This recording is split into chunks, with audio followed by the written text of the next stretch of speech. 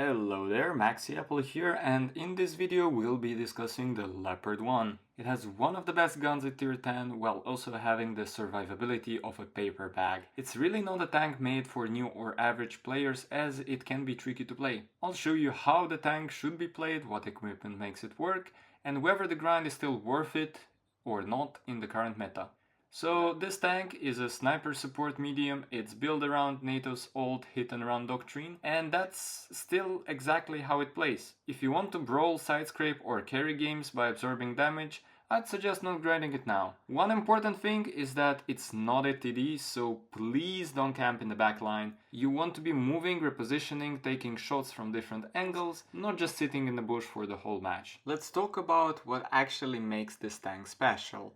First, the gun. You have an 105mm cannon that deals 360 average damage with a 6.2 second reload, putting you at roughly 3.6k DPM. That's one of the highest at tier 10. The gun handling is also good, tight aim circle, fast aim, excellent accuracy, you really cannot complain about the gun. Now you also have the mobility. You have a top speed of 63 km an hour with solid power to weight ratio, meaning you can reposition faster than most of your opponents, which matters more than you'd think because positioning is key in this tank. Now for the armor profile, there's really nothing to analyze here. As you can see, there's little to no armor, it's paper thin, so I would suggest don't try to side scrape, don't try to hold down, except of peekaboo because your turret and roof can be overmatched. So basically, your armor is distance, terrain and timing. For the consumables, I would suggest reticle calibration, just so you feel a bit snappier whenever you need to quickly aim in. Then the multi-purpose restoration pack, just so you can repair the damages. And of course, adrenaline to bring up your DPM even higher. And now it's time to see how to actually play this tank with an ace replay. For this game, we're on Lagoon and its Supremacy. I see that it's somewhat a heavy/medium lineup, so I'm expecting the opponents both to play maybe A or maybe C, maybe even try to aggressively push BC. So what I try to do is occupy a position which is passive aggressive, and as you can see I'm trying to get a shot on the cannon. Unfortunately it does not go in, but I know that some of the heavies are still slower than that cran, and I do get a shot on the VK-90. I try to still sit around, see if I can spot anything. Nothing else pops up, so I decide to move. And I'm telling my team to push C because I see that, okay, the heavies are at the A side, so we should all just come to the C base and destroy the mediums and the light tanks. Because that's the priority, because they have the DPM. So immediately, as you can see, a good thing to do is just staying out of your opponent's focus. And for some reason the 1-to-1 does not decide to go for me, and that's ideal for me because I'm just gonna farm him from behind with my amazing DPM.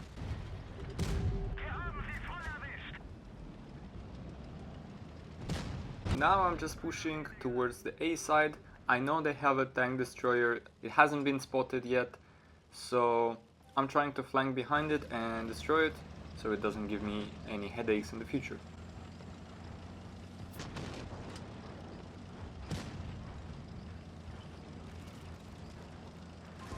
As you can see, the T100 had the same idea, so one shot I tracked my opponent and I tried to get behind. And here the perma tracking begins with just farming the guy. Now, one thing to mention is I do like to play my Leopard somewhat passive-aggressive, so whenever it needs to, I really enjoy just being aggressive if I can, and not getting punished for it, as you saw with the Yak Tiger. And now I'm just gonna be putting some shots in, trying to not get shot in response. Here I'm trying to kinda get unspotted.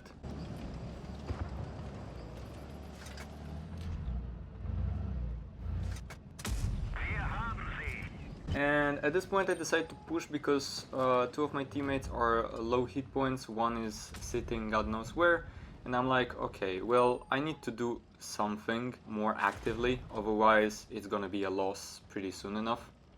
So I sneak a shot onto the two-shot Centurion, and I try to run away as quickly as possible.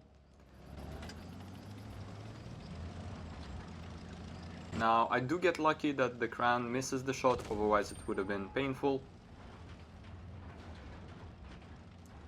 I have no idea what this AMX is doing, I'm guessing he's AFK. And yep, he is AFK.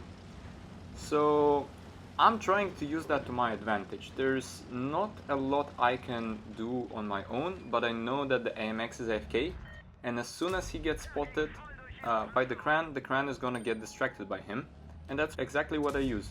So I use him basically as a dummy.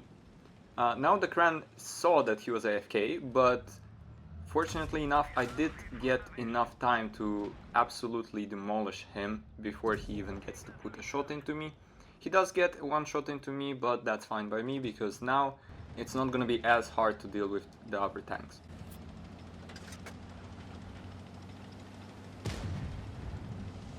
So we have the one shot here, and I'm trying to get him without getting shot, and I got him.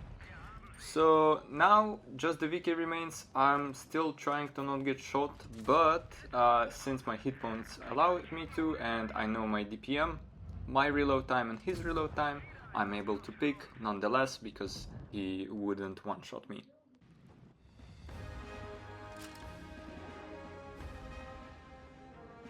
So we finished the game with 6,233 damage, 5 kills, 6 damaged and 801 spotted damage.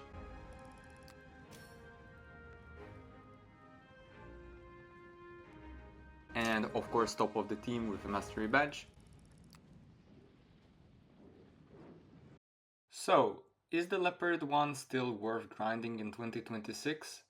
Well, if you're an experienced player and want a precision sniper that's quick and agile, and you have good map sense, yes, it's still one of the most satisfying tier 10s to play, in my opinion. If you want consistent results in solo random battles where your team won't cover your flanks, probably not. You'll have more fun in something with armor. What's your experience with the Leopard 1? And what tank should I cover next? Drop it in the comments. If you find this useful and you enjoyed, make sure to drop a like and subscribe. See you in the next one.